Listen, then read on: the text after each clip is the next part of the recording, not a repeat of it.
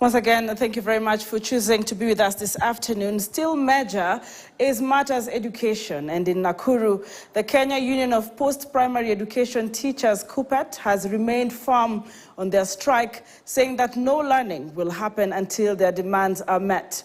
Dozens of teachers took to the streets of Nakuru, where the union, led by branch chairperson Duncan Waita, lashed at the Teacher Service Commission over failure to deduct union dues in the teachers' pay released on Thursday, terming it as an attempt to cripple the union.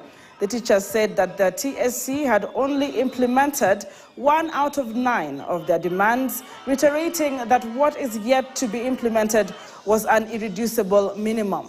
They also reiterated that JSS teachers who are on contract shall only resume teaching once converted to permanent and pensionable basis. Kutoadipa ile subscription ya union.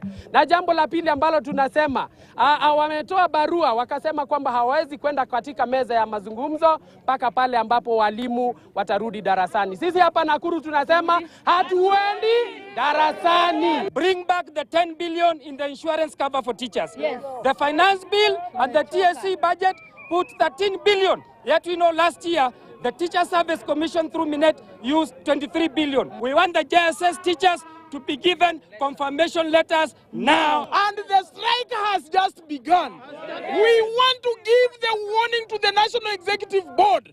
You make an attempt to call off this strike, we come for you. Basically, hakuna kitu tuliongeza, pesa yote ilichukuliwa na taxes.